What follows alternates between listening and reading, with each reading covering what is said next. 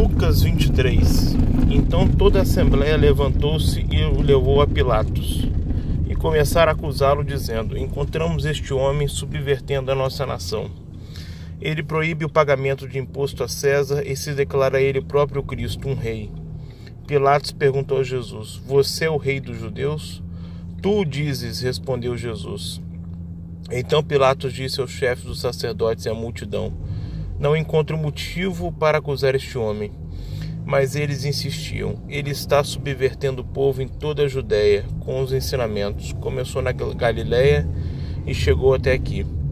Ouvindo isso, Pilatos perguntou se Jesus era galileu. Quando ficou sabendo que ele era da jurisdição de Herodes, enviou-o a Herodes, que também estava em Jerusalém naqueles dias. Quando Herodes viu Jesus, ficou muito alegre, porque havia muito tempo queria vê-lo. Pelo que ouvira falar dele, esperava vê-lo realizar algum milagre. Interrogou-o com muitas perguntas, mas Jesus não lhe deu resposta. Os chefes dos sacerdotes e os mestres da lei estavam ali acusando-o com veemência.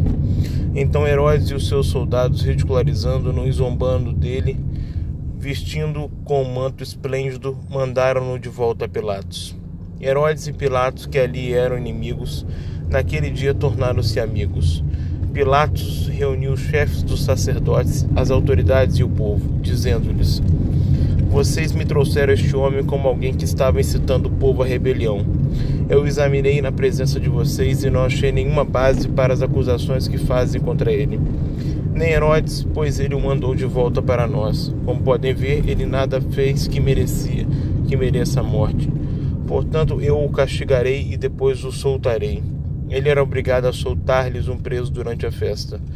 A uma só voz eles gritaram: acaba com ele, solta-nos Barrabás. Barrabás havia sido lançado na prisão por causa de uma insurreição na cidade por assassinato.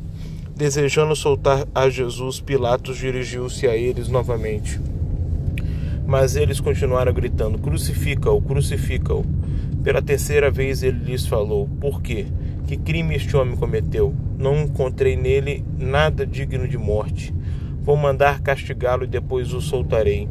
Eles, porém, pediam insistentemente com fortes gritos que ele fosse crucificado, e a gritaria prevaleceu. Então Pilatos decidiu fazer a vontade deles. Libertou o homem que havia sido lançado na prisão por insurreição e assassinato. Aquele que eles haviam pedido entregou Jesus à vontade deles. Enquanto o levavam, agarraram Simão de Cirene, que estava chegando do campo, e lhe colocaram a cruz às costas, fazendo carregá-la atrás de Jesus. Um grande número de pessoas o seguia, inclusive mulheres que lamentavam e choravam por ele. Jesus voltou-se e disse-lhes: filhas de Jerusalém, não chorem por mim, chorem por vocês mesmas e por seus filhos. Pois chegará a hora em que vocês dirão: felizes as estéreis, os ventres que nunca geraram e os seios que nunca amamentaram.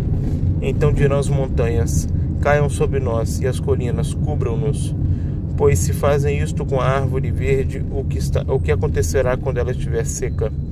2 outros homens, ambos criminosos, também foram levados com ele para serem executados. Quando chegaram ao lugar chamado Caveira, ali o crucificaram com os criminosos, um à sua direita e outro à sua esquerda. Jesus disse: Pai, perdoa-lhes, pois não sabem o que estão fazendo. Então eles dividiram as roupas dele, tirando sortes. O povo ficou observando e as autoridades o ridicularizaram. Salvou os outros, diziam eles, salve-se a si mesmo, se é o Cristo de Deus o escolhido. Os soldados, aproximando-se, também zombavam dele, oferecendo-lhe vinagre, diziam: se você é o rei dos judeus, salve-se a si mesmo. Havia uma inscrição acima dele que dizia: este é o rei dos judeus.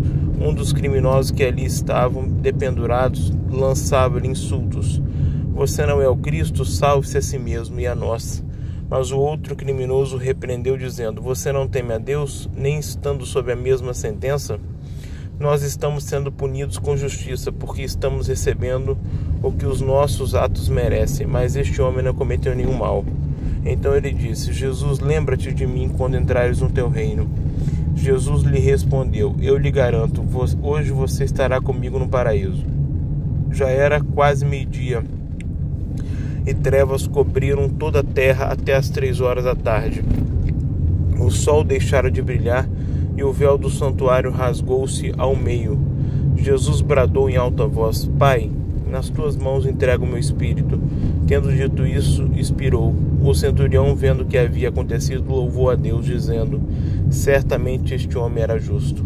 E todo o povo que se havia juntado para presenciar o que estava acontecendo, ao ver isso, começou a bater no peito e afastar-se.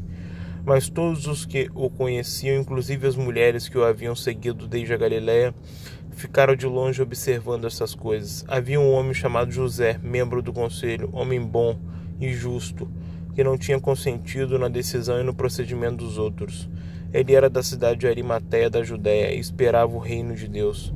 Dirigindo-se a Pilatos, pediu o corpo de Jesus. Então desceu, envolveu-o no lençol de linho e o colocou no sepulcro cavado na rocha, na qual ninguém ainda fora colocado. Era o dia da preparação e estava para começar o sábado. As mulheres que haviam acompanhado Jesus desde a Galiléia seguiram José e viram o sepulcro, e como o corpo de Jesus fora colocado nele. Então foram para casa e prepararam perfumes e especiarias aromáticas, e descansaram no sábado em obediência ao mandamento.